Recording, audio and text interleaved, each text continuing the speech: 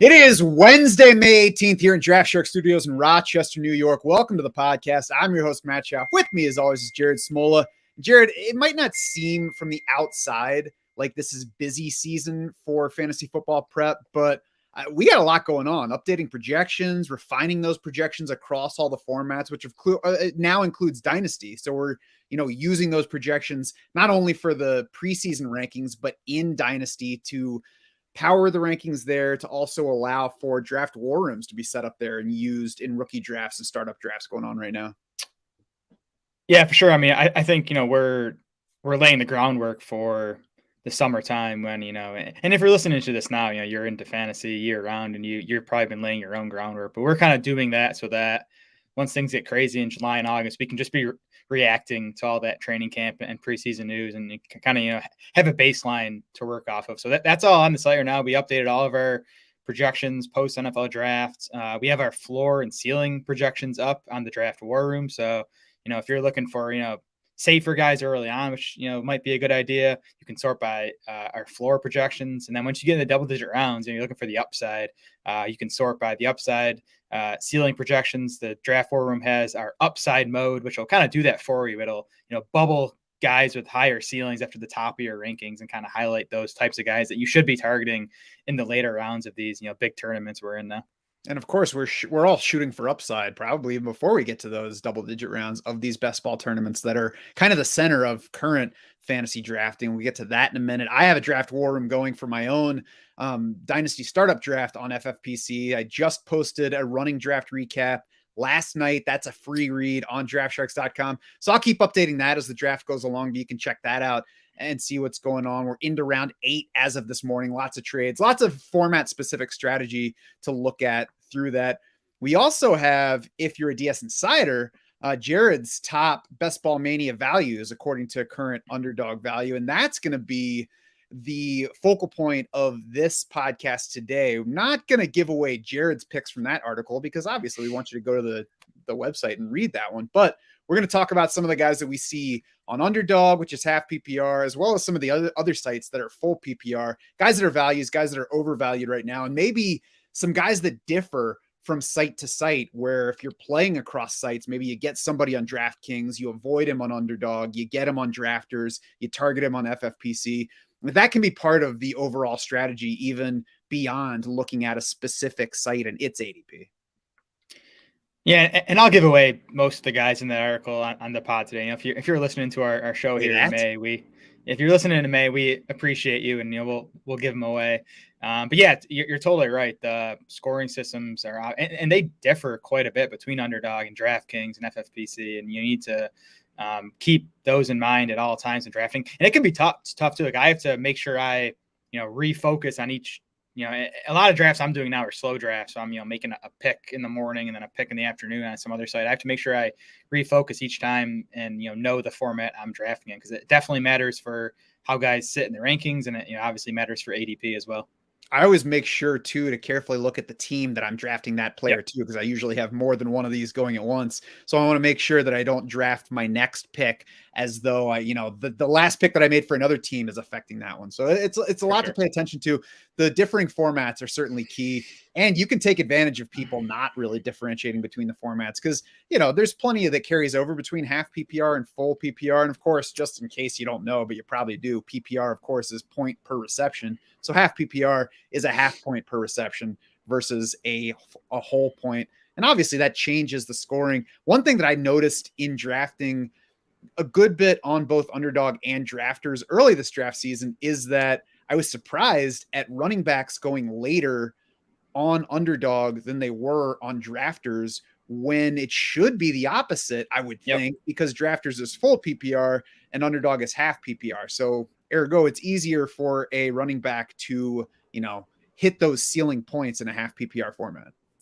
Yeah, to me, that was the biggest edge on Underdog last year. And I think it's corrected a bit so far this season, but, we'll see how it shakes out the rest of the summer. But, last year in Underdog, I thought, people were drafting as if it was full PPR. And I don't know if they just didn't know or weren't able to adjust because, I think PPR is the most popular setting at this point. But Underdog's half PPR. So I agree. I think last year, especially, the running backs were super undervalued earlier on. And I think it's the same case this year. Maybe not to the same extent, but I do still think, in general, the running backs early on look like better values than the wideouts. Yeah, I think we just have a lot of not necessarily zero RB, but running back fragility drafters on there, and that starts the hunger for early wide receivers, and then the rest of the field is chasing, and it just pushes everybody further up. So I when I've been drafting on Underdog, I like early running backs in general for the value proposition. Let's start looking at that Underdog ADP, Jared, and why don't you start us off with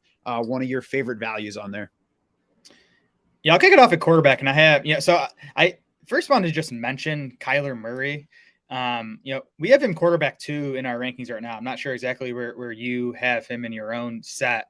He's quarterback 5 in ADP. And to me, you can argue Kyler versus Mahomes and Herbert or Lamar Jackson. You can tell me Kyler Murray's your quarterback 5, and that's fine. But on Underdog, Kyler Murray's quarterback 5, but he's going 13 picks behind quarterback 4.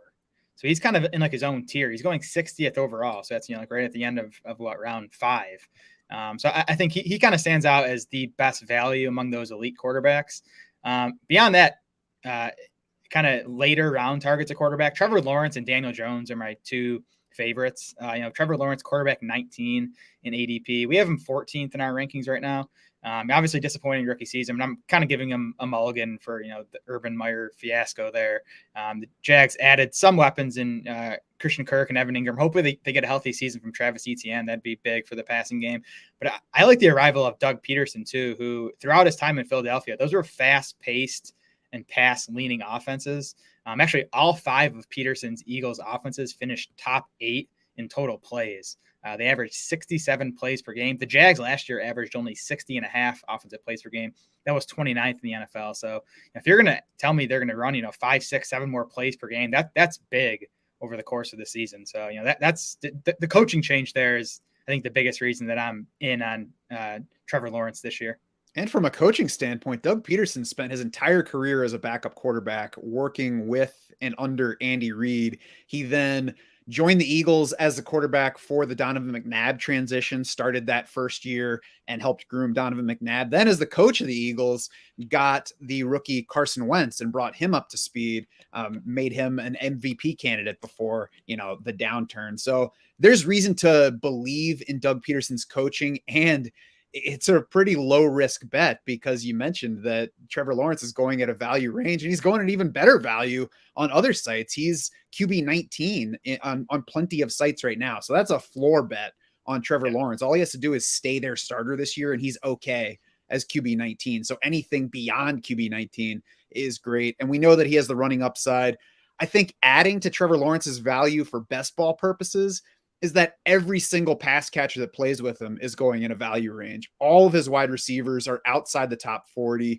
Evan Ingram as their top tight end is outside the top 24 on a lot of sites, no higher than tight end 23 on anywhere that I checked earlier today. Travis Etienne, who is a high ceiling receiver at running back, is going round 5, round 6, outside the top 20 at running back. So, I mean, there are many, many ways to play Trevor Lawrence right now. He has been to this point one of my highest owned quarterbacks, and he's going to stay that way. Yeah, we'll get to Evan Ingram. His ADP is just kind of stupid right now across these sites. But yeah, I think Christian Kirk, not a talent I'm like super high on, but they gave him so much money.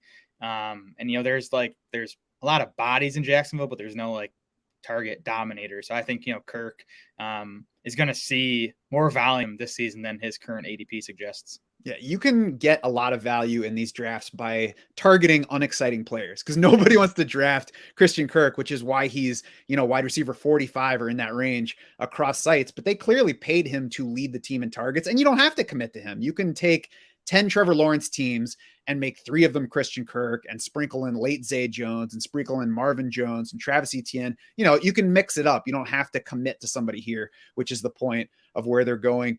Justin Fields is in a similar range to Trevor Lawrence, and I still think he might be the single best quarterback value right now. On Underdog, at least specifically, he's quarterback 18 in Underdog ADP right now. We know, I guess, why, because nobody's talking excitedly about Justin Fields in real football terms, but that doesn't matter. I mean, last year he didn't play well. He was on a bad offense and he was playing under a coaching staff that has since been fired. He still topped 20 fantasy points in each of his final 4 full games last year, finished QB5, QB9, QB9 and QB10 in those 4 weeks. So a bad Justin Fields is going to be the Bears starter. We know that this year, which makes it nonsensical that he's behind Trey Lance in ADP right now, because we don't know for sure yet that Trey Lance is going to be starting for the 49ers. So a bad Justin Fields can easily be QB10 in fantasy scoring average. A good Justin Fields has upside way beyond that, of course, because of the rushing. And then similar to Trevor Lawrence, we've got Darnell Mooney at wide receiver 31. We've got Cole Kmet at tight end 18. So you can pair either of those guys with them. You could draft both of them and just go all in on Justin Fields this year. And if he does smash, you got a ton of value. Yeah, I want to like Justin Fields more than I do right now. It's been super disappointing, the lack of help Chicago has given him this offseason. But I'm with you that at quarterback 18, like he can have a bad passing season. And as long as he does what, we know he's capable of doing as a runner, he's probably going to beat that quarterback 18 ADP. So he's definitely someone, I wish I could get him into like the top 12 quarterbacks, because I think he has that upside. If the Bears just added like one legit wide receiver to, pair with Darnell Mooney, I would have, been able to push Fields up into that top 12, but he's priced at a point where, I think you can still take him and probably profit. Yeah, I mean, he came out outside of the top 12 for me too, which going in, I probably wouldn't have guessed, but when you look back, it makes sense with all the quarterbacks up there. But He's not somebody that you have to draft as a top 12 quarterback to understand the top 12 upside to him. Correct. All right, who else you got here? Yeah, I mentioned Daniel Jones is kind of the other late round quarterback I'm taking, and it's definitely not a comfortable stance to have. But he's quarterback 24 on Underdog right now, going in the 15th round. We have him 19th in our rankings right now, and this is kind of another thing, a lot like going along with Trevor Lawrence, the coaching change. I think going from Jason Garrett to Brian Daboll in New York is going to be a huge upgrade. The Bills under Daboll, we know over the past couple seasons, are one of the fastest paced offenses in the NFL and the pass heaviest offenses in the NFL. I don't think they'll go to that extreme. With Daniel Jones in New York, because they don't have the weapons that the Bills do, and Daniel Jones is not Josh Allen. But I do think you're going to get more plays and more passing out of the Giants. I think you'll just get a more creative offensive scheme. And they've helped Daniel Jones this offseason. Evan Neal in the first round of the NFL draft gives them 2 solid tackles now that actually could be a pretty nice offensive line in New York.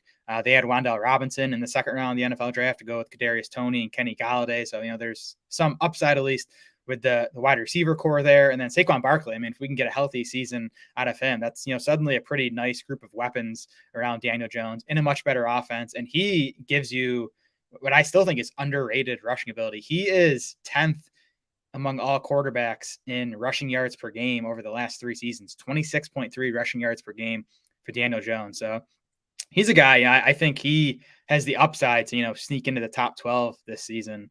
Again, he's going 24th among quarterbacks on Underdog right now.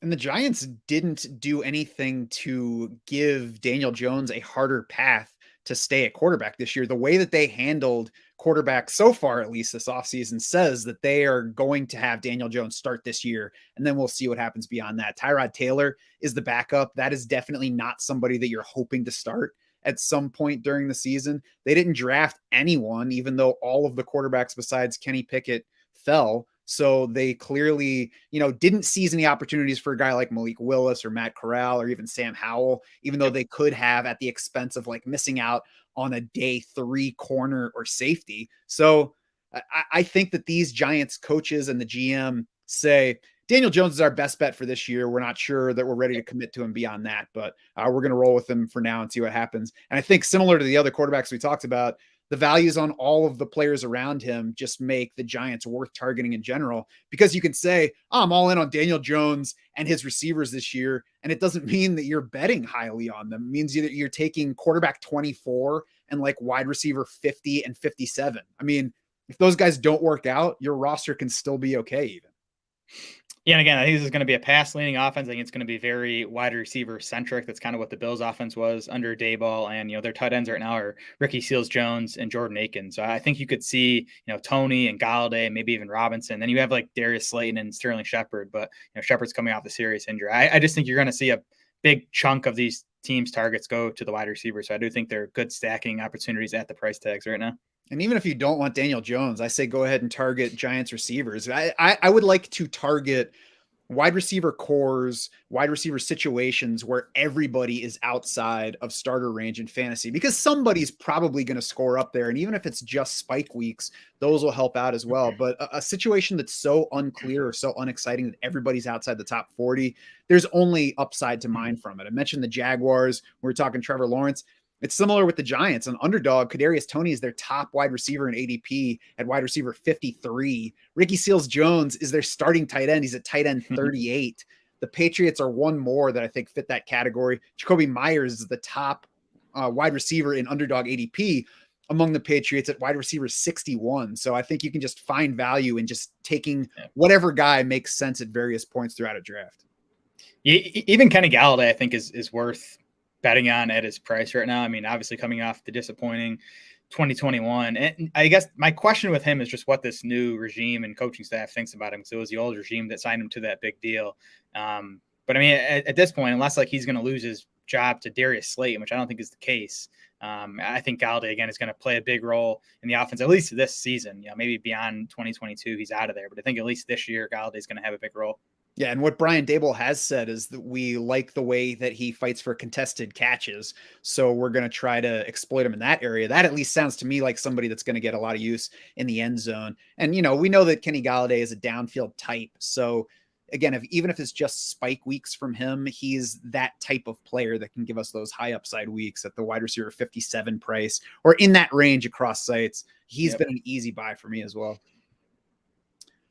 Sticking with the Giants and looking at running back, Saquon Barkley is somebody that I have to go into every draft and say, all right, Matt, we can't draft Saquon Barkley every time because he could get injured and it will just throw everything away. But a healthy Saquon Barkley this year, it could be a league winner. Running back 14 on Underdog. He's early in round 3. He's in that same kind of range across PPR sites as well.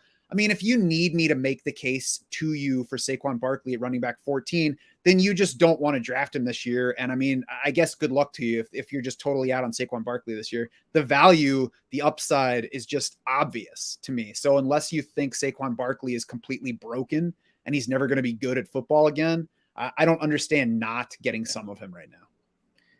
I'm actually shocked that the Giants have done so little at running back behind Saquon Barkley this offseason. Matt Breida, they returned Gary Brightwell and Antonio Williams. I believe they added, they didn't draft a running back. They signed, I think, Josh Corbin, I want to say it is, as an undrafted free agent. I mean, they've done nothing, and they're still, I mean, Devontae Booker is still out there. They could bring him back. Darrell Williams, Jerick McKinnon. There's guys out there, but the fact that they've done so little up until now tells me that, one, they're confident in Barkley's health at this point, and two, that they're going to feed him. And it's another thing with like Galladay. Barkley could and maybe likely will be gone after this season, but that's like a dynasty thing for redraft. Man, to me, he's going to be easily among the top 10 running backs in total touches per game, and could easily be a top 5 running back in volume. And the fact that he has no contract with the Giants beyond the season is all the more reason for them to feed him. Let's just use up whatever Barkley has left now, and then we'll let some other team figure out what to do with them. Makes sense to me. Who else you got for Underdog values?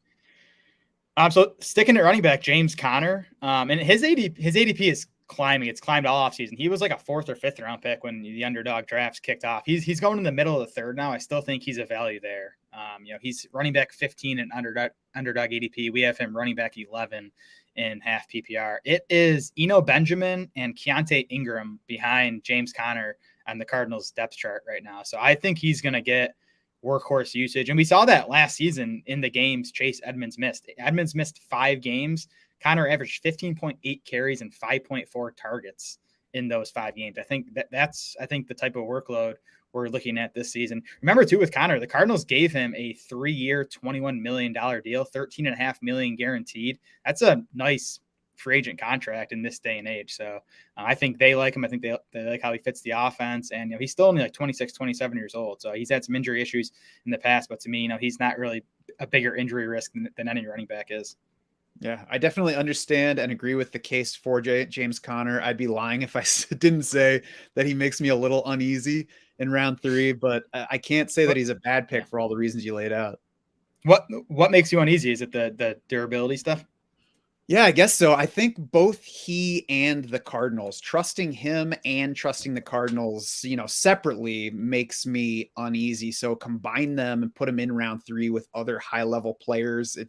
It's one of those things where I'm not saying it's a bad place for him to be or he's a bad pick, and he absolutely could work out, but he also just, the whole combo makes me a little uneasy. Yeah, and again, Connor's ADP has been rising, and I think I expect it to continue heading that direction. So he's a guy I'm really trying to get now in these drafts when he's still going in the 3rd round, because to me, like, he, probably should be like a 2-3 turn type of pick, and I think his ADP might get to there. And at that point, like, I'm hoping I'll just have enough Connor where I don't have to really force him as his ADP continues to climb.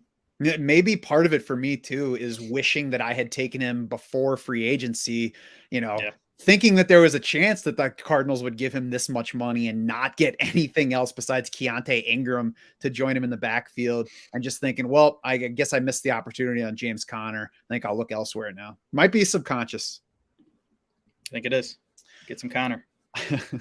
I'm going to switch it over to wide receiver.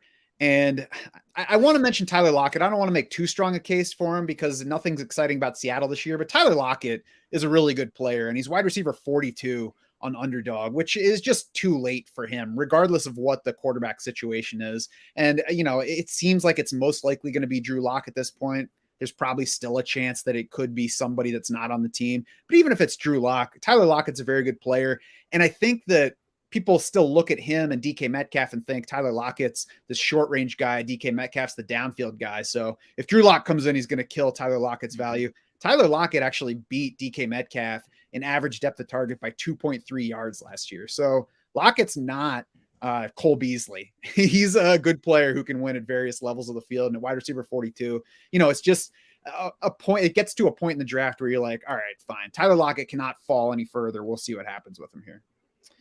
Yeah, he's like one of those guys I don't really want to be like way higher on than consensus. But I mean, if he's going wide receiver 42, I'm definitely going to have some Tyler Lockett. And he'll turn 30 in September, but he remained awesome last season. He actually set a career high in yards per route run, 2.35 yards per route, career high 9th best among 89 qualifying wide receivers last season. So he remains a big time talent. And like, even with crappy quarterback play, like, give me a talented wide receiver who's going to see over 100 targets, at wide receiver 42. He's 33rd in our half PPR rankings. Yeah. And you're drafting him in spike week range, as opposed to he's going to be an every week starter for me range. Yep. All right. What else you got from wide receiver? Yes, I actually had an old wide receivers section here in my undervalued guys, and it was 1, Tyler Lockett, and 2, Adam Thielen, who is wide receiver 38 in ADP on Underdog. He finished wide receiver 17 in points per game last year. And Justin Jefferson, the clear number 1 wide receiver in Minnesota now. That was the case last year. Adam Thielen still saw a 22% target share in his 11 healthy games last season. So there is still a room for him to, be a 20+% target share guy. He's, wide receiver 26 in our half PPR rankings, which again is 10 spots lower than he finished last year, but it's still 12 spots ahead of where he's going in Underdog ADP right now. I think that people probably downgrade Adam Thielen for sharing a first name with the lead singer from Maroon 5, and they channel their hatred for Kirk Cousins into Adam Thielen's ADP. Those are the only 2 things that I think could make sense for him continuously being drafted down in wide receiver 3 range, even though every time we see him on the field, he's like, hey guys, I'm like a fringe wide receiver 1 if you want to play me. Yep. I mean, he's just an older guy. He's not exciting anymore or whatever. We'll take the discount. Yeah, for sure. We'll also keep taking Brandon Cooks. This is the like working title for this show is just draft Brandon Cooks. If you take nothing else away from the show, just draft Brandon Cooks, regardless of where you're drafting and what format, because he's a wide receiver 3 everywhere except in real life. Yeah. And I mean, he finished wide receiver 21 last year, and he finished wide receiver 15 in his first year with Houston. He did not have good quarterback play in either of those seasons. So, yeah, quarterback play is a concern. I think the quarterback play could be better this season. Davis Mills was pretty promising as a rookie, and now he heads into year 2 in the same system, another offseason with Brandon Cook. So the quarterback play could be even better. But really, you're paying for a guy who is going to see 120 plus targets. Cook saw 133 last year. That was 12th most among wide receivers. That's a number he could definitely hit again this season. And as you mentioned, he's still really good. He was 27th in PFF receiving grade last year, 17th in yards per route run among 90 qualifying wide receivers. So talented guy, going to see big volume. He's an easy buy at wide receiver 30. Yeah, he's the kind of player in these that I'm not going to worry about how high my ownership percentage is on him. I'll just take him because he's going in a range where even if he blew out his Achilles in the preseason, I mean, he's not going to kill my rosters. Yeah, and there does seem to be enough, people who do what we do who are much higher on Cooks than wide receiver 30. So I would expect his ADP to rise a bit. So, I think, get as much as you can right now when he's going, wide receiver 30. It never does though. It never rises. You keep thinking it's going to happen because somebody else does it, and you're like, "Yeah, I agree with you. He's probably coming up." And then drafters are like, "It's Brandon Cooks. He plays for the Texans." No thanks. Very true. One more wide receiver that I want to talk about, and it's back to the situation thing. It's not quite to the level of looking for teams where the entire group is outside the top 40, but looking at situations where I think that ADPs are overstating the clarity of the roles among the wide receivers. And it's Kansas City. Juju Smith-Schuster is wide receiver 27 in Underdog ADPs going in round 5. Sky Moore is wide receiver 39. He's going in round 7. And Marquez Valdez-Scantling is wide receiver 52 going in round 10. To me, that's too much separation among those guys. I don't know which of them is going to score the most fantasy points this year. So if one's going 3+ rounds behind the other two and got a decent sized financial commitment from the team and has high ceiling characteristics, he can be a downfield guy, is working with Patrick Mahomes. There's no reason for me to not buy MVS going in wide receiver 5 range. Yeah, I'm totally with you there. And to me, Sky Moore was on my list of overvalued guys right now, as you said. Wide receiver 39 on Underdog in the late 7th round. And I get the appeal. Like, he's a prospect we like. They took him in the 2nd round. But man, he's still a rookie coming from the MAC. There's going to be some learning curve there. Travis Kelce's going to soak up the targets that he does. To me, like, I do think Juju and MVS, are locked into some sort of role. Like, Sky Moore's not going to totally push them aside. So I get the upside argument for Sky Moore, but again, at wide receiver 39, there's just a lot of ways he can fail to pay off there. Yeah, I do think that there's some Elijah Moore potential to Sky Moore here in that, last year Elijah Moore was going to a team with Corey Davis, with Jamison Crowder, and there was a stretch where he was their wide receiver 1. Certainly it took Corey Davis getting hurt in that stretch to help. But, there is a chance that Sky Moore is the top scoring fantasy receiver among these guys. So I think it's a mild overpay as opposed to a massive overpay. But, again, if you're comparing the draft price of Sky Moore with MVS, it's very easily MVS for me. Yeah, I definitely want to make sure I get some Sky Moore. I'm just going to have to, scroll way down our wide receiver rankings to make sure I get some shares. And that's why that you draft throughout draft season, because if you were drafting Sky Moore earlier, then you already have your Sky Moore shares from like rounds 15, 16, 17. Those are looking nice right now. Oh, yeah. Anybody else for the Underdog value section? Yeah, two more wide receivers I wanted to get to. The first is Chase Claypool. To me, he's wide receiver 52 on Underdog. Like, that's just an upside play I want to make at this point. And I know last year was disappointing, but even last year he finished wide receiver 38. So he finished 14 spots higher than he's being drafted right now. Maybe George Pickens comes in and takes his job at some point this season. I'm not betting on that. I do expect the Steelers to run a bunch of 3 wide receiver sets anyway. So I think Claypool and Pickens will both be on the field. And then at quarterback, like I think there's a good chance Trubisky and or Pickett proved to be an upgrade over what we got from Ben Roethlisberger last season. So, I'm just taking the shot on the upside on Claypool. Again, he finished wide receiver 18 as a rookie. I think there's still that type of ceiling on him, and he's going 52 among wideouts.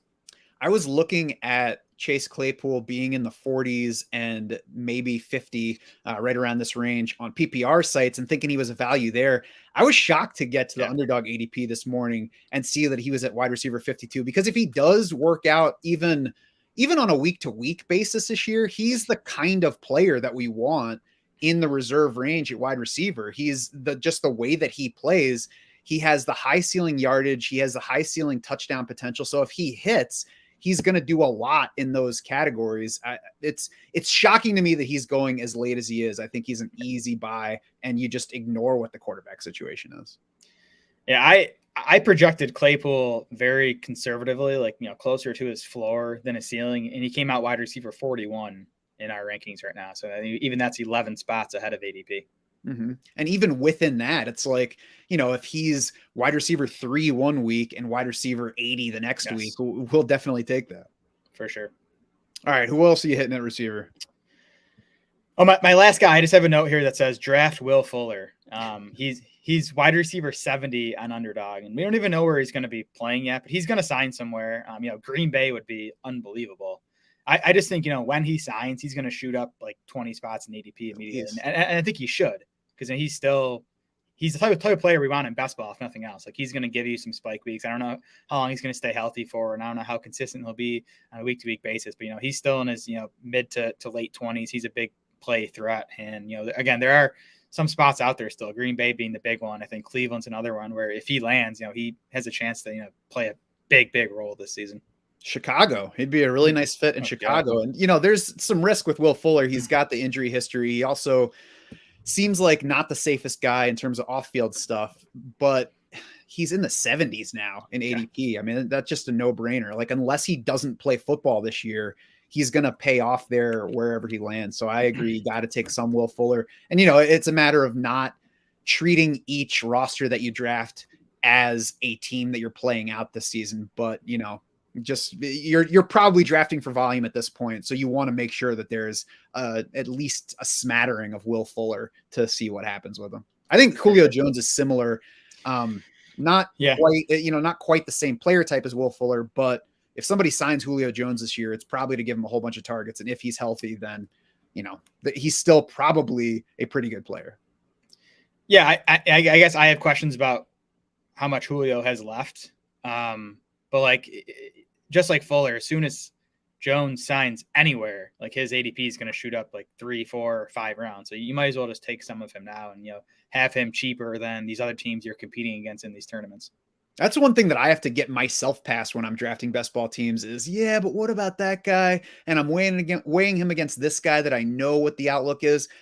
If you're only drafting a few teams, that's okay, but you got to make sure that you're spreading it around and getting some of those high upside types. And again, with these two players, the reason that they make sense is because the upside is way beyond what you're paying to get them at this point. And because they're going to jump at least several rounds in ADP as soon as they sign. Exactly. I mean, you do have to treat these players like stocks in a lot of cases where, like, if I can get Julio right now in round 18, and then, 80% of the teams I'm competing against in this tournament took him in round 13. Like, I have an edge right there where if Julio does anything, I just have him on what, at least theoretically should be better teams, because I took him 5 rounds later than most of these other teams did. Any tight ends you want to hit before we move to overpriced guys? Yeah. So we briefly mentioned one, Evan Ingram, tight end 25 right now. He's going behind Taysom Hill on Underdog, going behind Logan Thomas too, and about 10 other guys that I would not take over Evan Ingram. And I get people are done with him. I wanted to be done with Evan Ingram. Like, I was ready to be done with him this season, but you're stronger than I guess. But I mean, he signs with Jacksonville, which I think is a good landing spot. Doug Peterson throughout his time in Philly consistently, those tight end target shares in Philly were over 30%. Most of Peterson's seasons there. And they had Zach Ertz and then Dallas Goedert. So the personnel dictated a bit of that, but I still expect this to be a team where, we have the tight ends seeing a higher than league average target share. They have Evan Ingram, they have Dan Arnold, but I do think the contract they gave Ingram just 1 year, but they gave him $9 million. It actually makes him a top 10 tight end in terms of 2022 salary. So I think they envision a big role for him. I know he's been disappointing so far, considering that he was like a first round NFL draft pick, But he also had been a top 8 tight end. Top 18 tight end in each of his first 4 NFL seasons. He was top 7 in points per game each of his first 3. So he's been a fantasy contributor. And again, he might be in his best situation ever right now under this coaching staff and with Trevor Lawrence, who I think will prove to be an upgrade over Daniel Jones. Yeah, there's a big difference between he's been disappointing versus expectation and he sucks. Yeah. And I think Evan Engram is he's been disappointing versus expectation. And, we'll see over the next few years how much of that was his situation. But at worst, he's a good athlete for the position who just got a bunch of money from a new team. And, he talked about the nebulous wide receiver situation there. There's at least a small chance that Evan Engram could finish this season with the most targets among Jaguars. So I will absolutely take whatever the percentage chance is on that at the point where I'm paying for him in drafts. Specific to Underdog at tight end, Noah Fant is tight end 21. And I was already looking at him as, a semi value on the other sites, but not really somebody to highlight. But at tight end 21, he's several rounds later on Underdog than he is on the PPR sites where he's typically in the mid-teens. So I think if you're looking at your overall best ball portfolio, Underdog should be a place where you take a shot on Noah Fant, just for the spike weeks. He's going to have at least a few starter level weeks. So from tight end 21, it's an easy spot. Yeah, I mean, that's just a bet on talent, right? Like there's quarterback concerns in Seattle and, target share concerns maybe with DK Metcalf and Tyler Lockett there. But I mean, just the talent Fant gives you at tight end 21. I like that call. Then actually sandwiching Noah Fant on Underdog, David Njoku at tight end 20, Gerald Everett at tight end 22. Njoku back in Cleveland, but without Austin Hooper and with a big quarterback upgrade and Deshaun Watson. And then Gerald Everett, to me, looks like he's just going to step into the role that Jared Cook played for the Chargers last year. And Cook was definitely useful in spots. And, really Everett might be better at this point of those two guys' careers. So, there are definitely some intriguing late round tight ends on Underdog and really in all these drafts where you can, wait at that position this year and grab 3 of these guys. And I think all 3 of those guys could have, upside both for the entire season and on, an individual week basis. I would say the way that the Chargers chose to sign Everett with Jared Cook available and paid him over 2 years says that the Chargers are like, oh, this guy's a better version of Jared Cook right now. So yeah, I agree with that. And David Njoku, by the way, came out in the top 12 at tight end for me. So he's a buy everywhere right now. Love that. Let's switch to the negative side, talk about some overpriced guys. I'll start at quarterback, and I'm really just not buying Josh Allen or Patrick Mahomes on Underdog right now. Both are inside the top 40, and beyond just where you have to get them among quarterbacks, both of them require paying up to get their top receiver to pair with them for stacking purposes. It's difficult to pair Josh Allen with Stephon Diggs at any point, regardless of where you're drafting, unless you're reaching on one or both of them. So I think that takes some of the allure away from the upside of Josh Allen himself. Certainly you can take Allen and still pair him with Gabriel Davis or, whoever later in the draft, but it's not somebody that I am all that interested in. And I think Mahomes even more so is just going too early versus what his current outlook is. I think, over the past couple years, it was Patrick Mahomes maybe is the QB1 at worst. He's close with Josh Allen right now. I don't think that there's difference between him and Lamar Jackson and Justin Herbert and maybe Kyler Murray as well. And Lamar Jackson, Justin Herbert are both behind Mahomes and ADP. Kyler Murray is nearly 2 rounds later in Underdog ADP. I think there's position leading upside to all 3 of those guys behind Mahomes. Plus there's just other quarterbacks beyond that I like, where I don't feel like I need to get Mahomes and also pay up to get Travis Kelce, who I have questions about at this point. Yeah, and maybe I'm crazy, but I think Jalen Hurts has similar upside to all those guys this season. Upside, I mean, I think he's riskier and the floor is lower, but I think ceiling wise, I think he has the ceiling to lead the position in fantasy points this season when you talk about his rushing ability plus the addition of AJ Brown. So yeah, I'm definitely off Allen and Mahomes when I can get Kyler and Lamar specifically. 1, 2, 3 rounds later, sometimes for Kyler Murray. Then again, even Jalen Hurts is going 4 rounds behind those other guys. So yeah, I think they're better values if you want one of those elite quarterbacks. Yeah, I agree. Who else you got for overpriced? Aaron Rodgers to me. Where did Rodgers come out for you in your projections? Because he came out super low for me. Yeah, he's like 17 or 18. Okay, yeah, and he's going quarterback 12 in ADP, so I have no interest. I mean, Trey Lance, Deshaun Watson, Derek Carr, Kirk Cousins, Tua Tagovailoa, Justin Fields, Trevor Lawrence, they're all going behind Aaron Rodgers, and I'd take them straight up over Aaron Rodgers. And maybe that proves to be stupid because we're talking about a Hall of Fame quarterback, and maybe he, does it despite the loss of Devontae Adams, but it's such a massive loss. Rodgers is 38 years old now, so at some point he is going to, hit some type of wall. And he doesn't give you much rushing anymore. As he's gotten older, his rushing production has tailed off. So I have no interest in Rodgers at cost.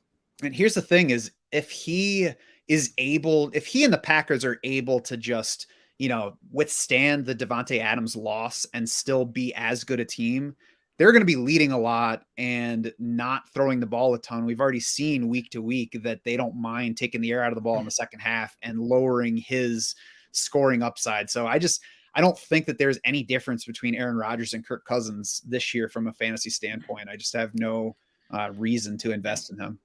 Yeah, that's a good point. That it's been a slow and balanced play calling offense over the past few years now. And the Packers they probably should lean more towards the run now with Adams gone, with two good backs and Aaron Jones and AJ Dillon. Mm-hmm. There's nobody outstandingly bad, I don't think, in ADP at running back. Some guys that I'm just kind of skipping over at cost are Javonte Williams in round 2, David Montgomery, J.K. Dobbins in round 4. Elijah Mitchell's still a skip for me in the middle of round 6. We've got Miles Sanders, CEH, Damian Harris a round or 2 behind him. We've got Josh Jacobs, Travis Etienne, Breece Hall within the previous round and a half. So within that whole picture, Elijah Mitchell's not a guy or in a situation that I want to invest in. Yeah, again, that's the interesting thing about Underdog is I don't really think many of these running backs are overvalued in terms of like overall ADP. Like you mentioned Dobbins, and I have him here because he's 24th in our half PPR running back rankings. He's 19th in Underdog ADP, so he's overvalued to me a bit, from that perspective. But Dobbins is also going at the 4 or 5 turn right now in Underdog ADP, so I don't really hate that price tag when you compare it to where he's going against other positions. So yeah, I don't really have a whole lot of overvalued running backs on Underdog with the half PPR scoring. Derrick Henry's still going RB3. I'm not going to get much, if any, Derrick Henry at RB3. I prefer Austin Eckler and Najee Harris straight up, and they're going behind him. So that's a guy I'm not going to get a whole lot of. I would certainly mix in Derrick Henry in these drafts just because we've seen probably smart what he can do. Wide receiver, who do you not like? AJ Brown is still going too high for me. I'm not sure if his ADP is kind of still settling post trade to Philly. But I mean, he's going wide receiver 10 on Underdog at the 2-3 turn. The big question in Philly this year is how pass heavy do they go after adding AJ Brown? I definitely think they're going to pass quite a bit more than they did last year. But it's not going to be. I don't think it's going to be a 60+% pass team. And I don't think they're going to be top 10 even in the NFL in pass attempts. And it's tough target competition for AJ Brown with Devontae Smith, who first round pick coming off an impressive rookie season, and Dallas Goedert. So I don't think you're going to get AJ Brown seeing 28% of the team's targets. I think 25% is kind of his probably his ceiling there. There's still, to me, passing questions on Jalen Hurts. We'll see how that works out. You have AJ Brown joining a new team, having to learn a new offense. I know that worked fine for guys like Steph Diggs and DeAndre Hopkins over the past couple of years, and it could definitely work fine for AJ Brown. But it's another question for him there. And then there's durability concerns, and some of the stuff I've listened to since that trade has said that Tennessee's concerns about Brown's ability to stay healthy and play through injuries was one of the reasons they made that trade. So to me, there's just a lot of questions and a lot of concerns with AJ Brown where I'm not taking him at wide receiver 10. Yeah, you can't love a guy that young having surgery on both knees already in his history. So I agree. AJ Brown's a terrific player. He's probably going to go on being a terrific player as long as he's healthy, but he hasn't fallen enough in ADP to be worth it, I don't think, because from where he's going in early round 3 still, he's got to either see high target volume or be very efficient on what he gets. And he's just not in a great situation for either of those things. Gabriel Davis is another guy that's still just too expensive to me, and specifically on Underdog. On the other sites, on PPR sites, he's in early to mid 30s in ADP, which I think you can justify a little bit more. On Underdog, he's wide receiver 26. He's the middle of round 5. He's right in front of Juju Smith-Schuster, Michael Thomas, Rashad Bateman, Brandon Cooks, Darnell Mooney. Now, I think if you're trying to justify Gabriel Davis here, the justification is I already took Josh Allen and I'm trying to win those 1 week things at the end of the season. That's fine. I can understand getting Gabriel Davis on some Josh Allen teams, probably part of why I don't want Josh Allen where he's going either. But on his own as a value, I don't think that Gabriel Davis comes close to any of those guys in full season upside. So I'm a non-buyer on Gabriel Davis at his underdog ADP. I don't love that ADP, but I also want to be in on Gabriel Davis this year. I just think he's good, and that's an offense I want to have pieces of. So yeah, I guess this is the case where you get him on FFPC or you get him on these other sites where he's going in the wide receiver 30s, like you mentioned. I do think wide receiver 26 is pricey, but Davis is definitely not a guy I want to be fading this season. I'll fade him for you so you don't have to. Who else you got on your dislike list? Jalen Waddle going too high for me. So he's wide receiver 13 in ADP on Underdog. I mean, something just doesn't make sense here because on Underdog, Tyreek Hill is wide receiver 8 and Jalen Waddle is wide receiver 13, but Tua is like quarterback 18 or something. Like those things can't all be true. I think Jalen Waddle is just a bit overvalued right now. I do think Tyreek Hill is going to emerge as like the at least the 1A to Waddle's 1B, if not a clear like 1-2. I think Hill's going to lead that team in targets, and Waddle had a nice rookie season, but a lot of that was volume fueled. He had 140 targets. That was top, I believe, was a top 5 mark among wide receivers. It was definitely top 10. I just think that's going to dip off a bit, and he's going 5, 6, 7 spots too high among wide receivers to me. Yeah, I think that if you're buying either Tyreek Hill or Jalen Waddle at cost, at anything more than just I'm buying everybody in that range level, then you should certainly be buying Tua Tagovailoa as well.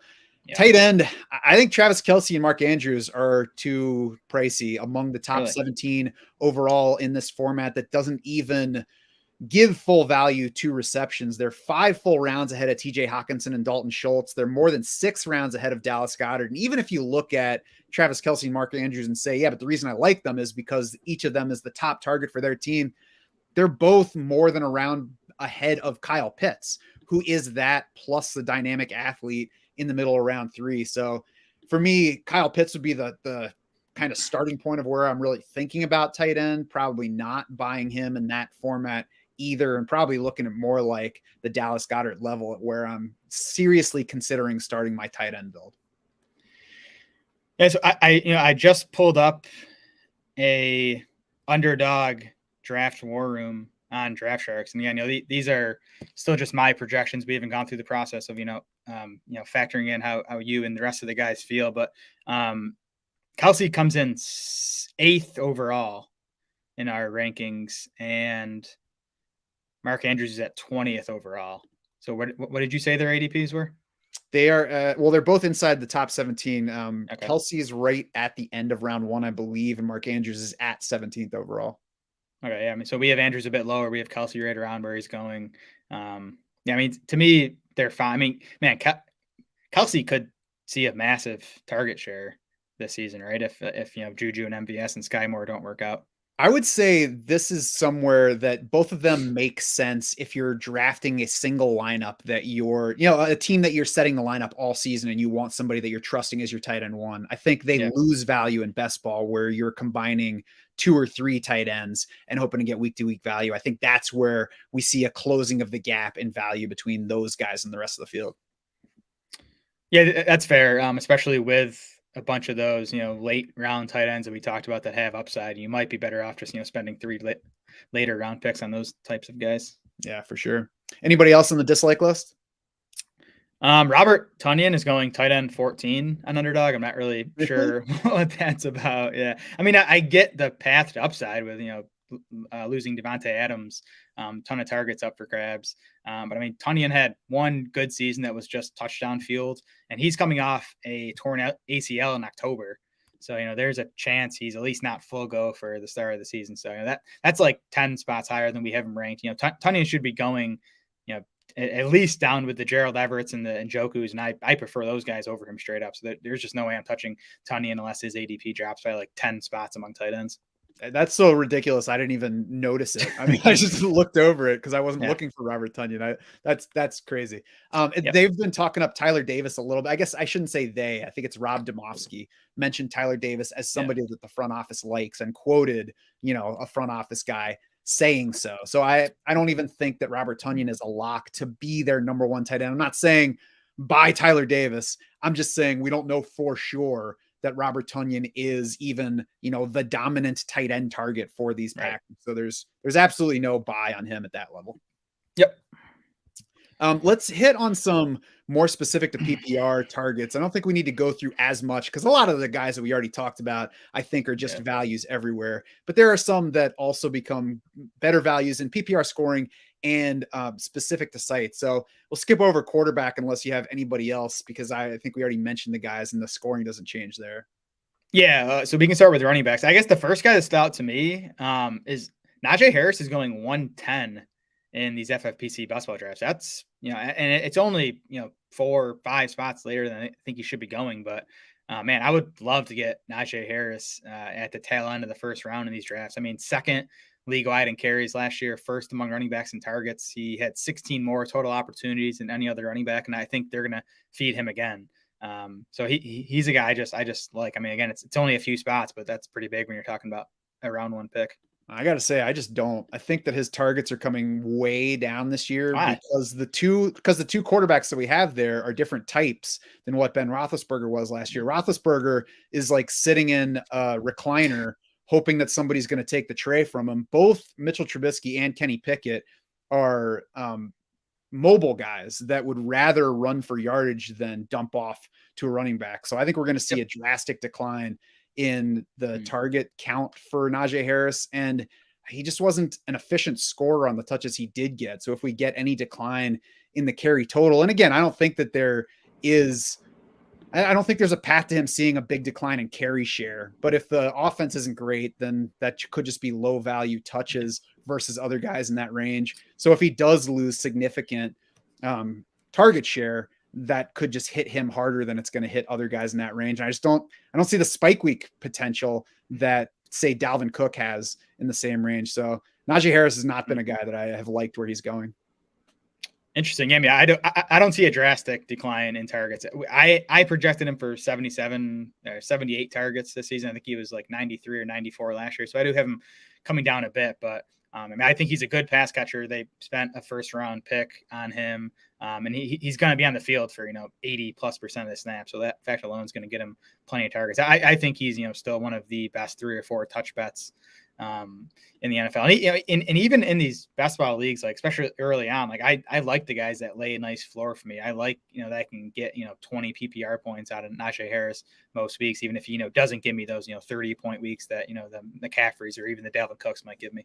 Yeah, but I think liking Najee Harris in that range, and I've certainly looked at him and thought maybe I'm underrating him this year, but I don't look at him and worry about being out on him the same way that I would worry about being out on Dalvin Cook, who I think has showed us a much higher ceiling fantasy-wise than Najee Harris possesses.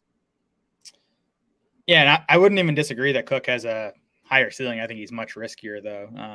Where did Harris come in your PPR rankings among running backs? I want to say he was like RB 11. I don't have him in front of me anymore, but yeah, all right. It was lower than I expected. And then I looked at it and I was like, I don't disagree with anything that I did to him there. Maybe I'm low on the targets, but they have a lot of guys there. And I think that their QB situation is switching from a guy that was looking in the short range all the time to guys that are not going to be doing so. So I think there's more risk than it seems like on him. Okay. That's a guy we'll have to be talking about throughout the offseason here, I guess. I do think that later on, there's a nice value range at running back, and probably even more so for PPR, just because we can mix in reception upside with these guys as well as touchdown potential. But it's like it differs a bit depending on what site you're playing on. But from about round 7 through round 11, we've got running backs, including guys like Miles Sanders, Clyde Edwards-Helaire, both of the Patriots guys, Cordero Patterson, A.J. Dillon, Tony Pollard, Kareem Hunt, Melvin Gordon. Like guys that have a season opening role. Some of them look like the number 1 backs for their teams, have pass catching roles, and also have the path to touchdown upside. Yeah. I would prefer guys in that range that have that touchdown upside over somebody like Chase Edmonds. But, even if Chase Edmonds is somebody that you want to focus on in that range, I think he's going at a fine value level. And like the only reason that I haven't bought more shares of all of these players to this point is because of what we talked about earlier, where I like the, workhorse types that are going at the top of the draft and are easier to get than ever. So if I start a draft with Dalvin Cook and Saquon Barkley, then I'm less likely to be getting two guys in this range. Yeah, I'm with you there. And I'm especially with you on Clyde Edwards-Helaire. He's a guy I'm just going to kind of bet on Patrick Mahomes and the Andy Reid offense and buy Clyde Edwards-Helaire going at RB29 right now in these FFPC basketball drafts. He's 23rd among running backs in our PPR rankings.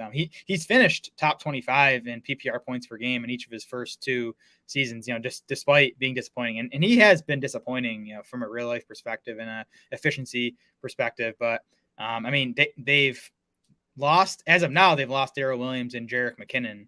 Both those guys are still available. So, we'll see if they bring both or either one of them back. But those guys combined for 77 targets last season.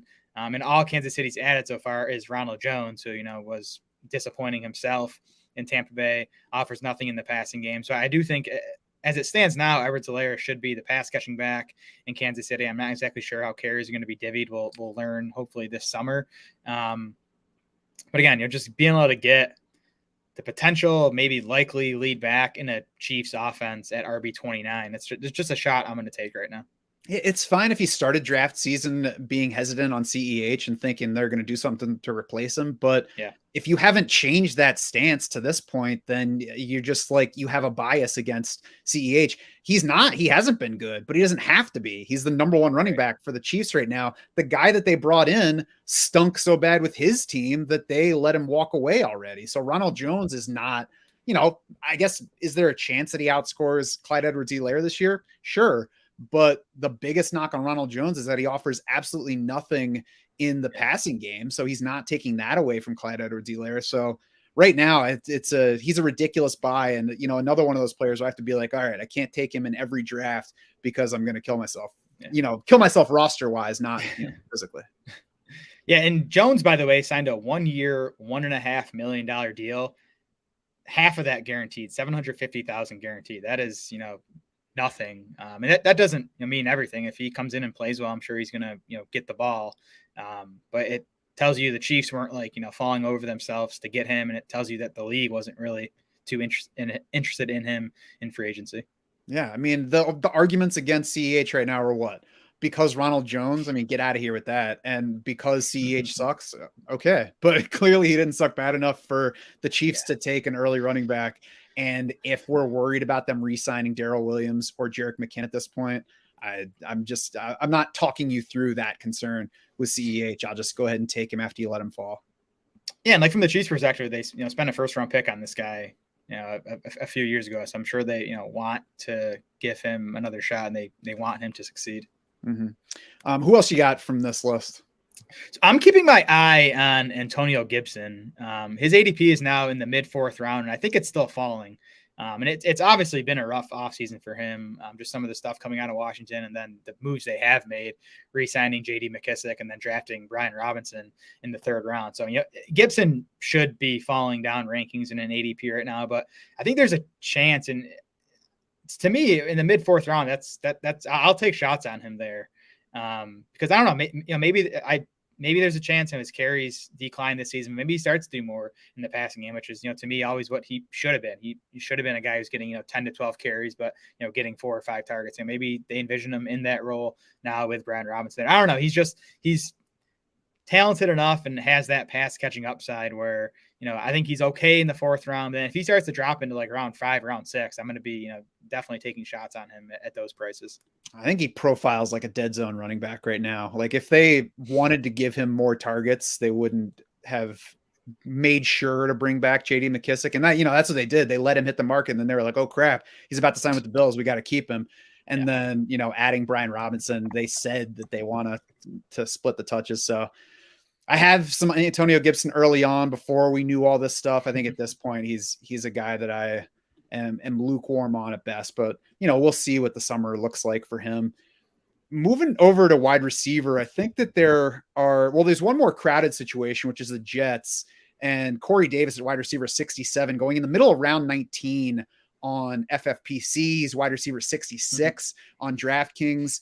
And he's another one of those that excites nobody, and that's what makes him a value. Corey Davis, I don't think he's better than Elijah Moore. I don't think that he will wind up being a better player than Garrett Wilson, but he's going 9 rounds behind Garrett Wilson in ADP on FFPC right now. He's 13 rounds behind Elijah Moore.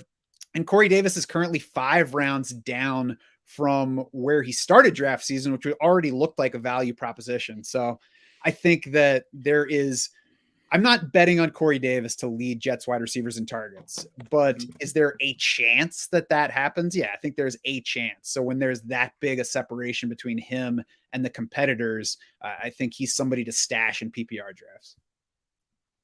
Yeah, it's not fun to draft Corey Davis, but I've done it. I'm looking at the Best Ball Mania 3 draft I've going on right now, and I took him at 157th overall as my 7th wide receiver. I just think, his volume is going to give him a good chance to beat that price. And we've seen spike week potential from him. He's got 5 weeks of 21 plus PPR points over the past 2 years. Yep. I wanted to highlight Rashad Bateman here. He is wide receiver 34 in FFPC basketball drafts right now, going at 801. We have him 29th in our PPR rankings. With the Marquise Brown trade, it is now Devin Duvernay, Tylan Wallace, and James Proche behind Rashad Bateman on Baltimore's depth chart. That could be another landing spot for Will Fuller. We'll see. I do expect them. They have to do something else at wide receiver, I would think. But it's definitely set up where, Bateman, who they took in the first round just a year ago, it's set up for him to emerge as, the pretty clear leader in that wide receiver core. And, even in a low volume passing game, I think, that could be enough for him to, finish as a top 25 wide receiver this season. Yeah, I think even if you don't project or rank Rashad Bateman ahead of where his ADP is right now, he's somebody that you make sure that you get some shares of, because none of us really knows what Baltimore's offense is going to look like this year, or what Rashad Bateman's specific role is going to look like, or what Rashad Bateman's performance is going to look like. Because last year he was delayed by injury to start the season and was a rookie and was contending with Marquise Brown. The offense went pass heavier last year than the previous couple of years. We'll see if it stays that way or leans back toward the run this year. So he's a what if player that you buy, and he's going at a range where you buy a what if, because even if he just performs at ADP level, that's fine, but there are paths for him to, well outperform that level. For sure. Some other later guys that maybe fit the unexciting category are Van Jefferson, KJ Osborne, and Robbie Anderson. First of all, Robbie Anderson, just because he's going to make everybody who hears that puke, wide receiver 73 on FFPC right now, wide receiver 76 on DraftKings. Robbie Anderson stunk last year, and he finished wide receiver 50 in PPR. Before that, wide receiver 21, 40, 37, wide receiver 18. If we go all the way back to Robbie Anderson's rookie season, he scored 2 touchdowns and he finished as wide receiver 66. So his absolute worst fantasy season to date was better than what his current ADP is, where his role is definitely going to be bigger than it was there. So even if it's just that Robbie Anderson gives us 2 good weeks, that's a good buy in the wide receiver 70s. And then, he could get traded somewhere else. He could get more targets like he got in 2020 with the Panthers. He could just remember how to play football and work a little bit better with Sam Darnold. There are plenty of ways that he can be decent, and you're basically paying a free price for him. Van Jefferson and KJ Osborne to me are similar in that they don't get focused on because they're in crowded situations.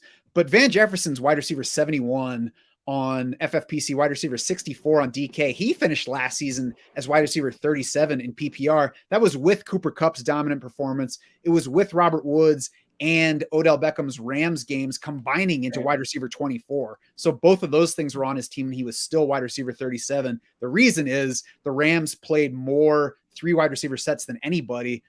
Their offensive coordinator from last year is now the Vikings coach. So KJ Osborne, similar placement to where Van Jefferson was in last year's Rams offense. Both of these guys you get in wide receiver 6, 7, 8 range, and they can easily be wide receiver 4s, even with everybody healthy. And then they also present handcuff upside if any of multiple teammates get hurt. great segue there between Sean McVay's Rams and Kevin O'Connell's Vikings. Now, I'm totally with you there. I think that's going to be a big change we see in Minnesota, is a whole lot more 3 wide receiver sets, and their personnel kind of dictates that now with Irv Smith kind of the only viable tight end there. So yeah, I mean, so one note I wanted to make about KJ Osborne and Van Jefferson call, I like that a lot, because even if they do re-sign Odell Beckham, he's going to miss at least the first half of the season. So you're going to get at least half of the season where Van Jefferson is a top 3 wide receiver for the Rams. In Minnesota, there has been some Amir Smith-Marset buzz, so we'll keep an eye on that. I don't think Osborne is locked in as a number 3 wide receiver. I think he's the favorite for that job, but that's going to be a situation to watch, because I do think that 3rd wide receiver job in Minnesota this season, probably not someone we're going to be using in lineup setting leagues, but I think there's going to be some best ball value to that spot. For sure, especially with the recent injury history on plus 30 Adam Thielen. That's right. Before we finish up, I want to get your thoughts on Marquise Brown. And I can't put him in overpriced range because I don't know if like what Arizona is going to look like for him. But in several places, both on Underdog and I think on FFPC, I didn't write this down specifically, but in multiple places, he's a round 4 pick. He's wide receiver 18 on Underdog. He's wide receiver 19, I believe, on FFPC. It strikes me as earlier than I'm willing to pay for Marquise Brown. But what do you think about him? Yeah, that's too early for me. He's wide receiver 24 right now in our PPR rankings, and Brown's a guy I would like to be in on. He was a 1st-round pick. He's commanded high target shares throughout his career, and he has that rapport with Kyler Murray now from their time at Oklahoma. You have the DeAndre Hopkins suspension for the first 6 games of the season. Obviously, there is a lot working in Brown's favor, and he's at least theoretically a good best ball player with his big play ability. But wide receiver 18's again a little too rich for me. I'd probably like to make sure I get some shares. Definitely, again, that's a Kyler Murray thing, where if I'm drafting a bunch of him, Brown is obviously the best stack partner with him. I think that's a little too high. Hopefully he comes down a little bit as we get into the summer. Yeah, I'll be curious to see how this season goes with him and see how his ADP goes once we get more into lineup setting drafts, because he could be a player that you draft and play early and then look to trade as DeAndre Hopkins' return is on the horizon, and just whatever else can happen. Yeah, for sure. Anybody else before we head out? You want to get to some tight ends? Because I think the tight ends, on FFPC are interesting with the 1.5 PPR. It's interesting to see how that changes our rankings and then how it impacts ADP. So the 2 guys I wanted to highlight there, one guy who's a little undervalued, who I like more in FFPC, is Cole Kmet, because I think you're buying him for the volume. And the guy scored 0 touchdowns last year. He's going to score some touchdowns this season, but I don't think he's going to be a big touchdown guy in that Bears offense. But I do think he's going to be a nice volume guy. Even last year, he was 8th among all tight ends in targets, 12th in catches, and that was with Allen Robinson there for most of the season. He just only missed a couple games. So I think Cole Kmet at tight end 15 in FFPC ADP, it's actually a spot lower than where he is in our ranking. So I think he's undervalued on FFPC, and an overvalued tight end in FFPC to me is Dawson Knox. He loses value to me in this format because he's more of a touchdown guy, less of a volume guy. Look at our FFPC rankings. He is tight end 16, but he's tight end 10 in FFPC ADP. Knox was just 20th among tight ends in targets last season, 18th in catches. Again, he kind of lives more off the touchdowns. I think that'll continue to be the case this season. So Knox is a guy, again, I'd draft more Underdog and draft less of him on FFPC. Yeah, the bill that I'm buying is Stephon Diggs and probably a little bit of Devin Singletary. I haven't really done it so much at this point. I don't know. I guess we'll kind of see how it seems like they're planning to use everybody. But at the increased prices on those guys, it's tough for me to really buy into the pass offense beyond Stephon Diggs, who has been one of my higher owned players across positions and across draft levels in PPR so far. Yeah, there's really just not much profit left in the Bills passing game, right? Like everyone knows at this point that they're fast-paced, pass-heavy. It's the pass offense you want to be invested in, but it's tough to profit off it anymore. That was the time to do that was 2 years ago and even last year. Yeah, and on the tight end front, Evan Ingram is even lower in FFPC drafts, which is absurd. You can go through 9 rounds of an FFPC draft, and you mentioned it's 1.5 PPR there. you can get through 9 rounds without a tight end and still wind up with a tight end core of David Njoku, Gerald Everett, and Evan Engram, and I think be in excellent shape. It's scary because I feel like we say this a lot of years that tight ends deep, and there's these later round guys we like, and you look back at results, and it's like most of those guys end up being nothing, and it turns out you wanted to get one of the top 6 or 7. But man, maybe I'm falling for it again this year, but I really like a handful of these guys that you can get in the tight end 20 plus range.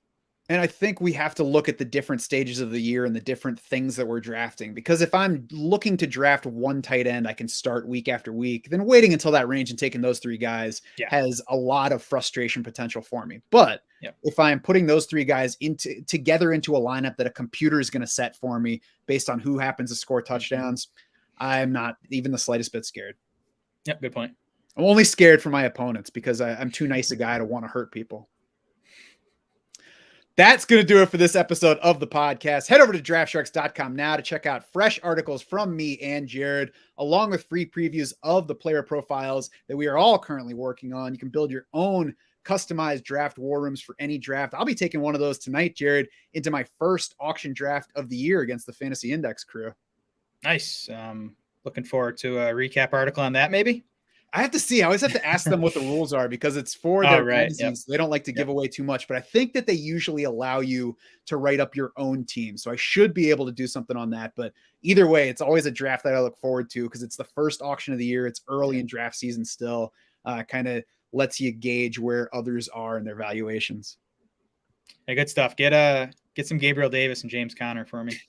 I doubt that I'm going to be paying what those guys cost. Those might be guys that I post to try to get somebody else to blow their budget so that I can take somebody else. Okay. For Jared Smola and the rest of the Draft Sharks crew, I'm Matt Schauf saying thanks so much for swimming with us.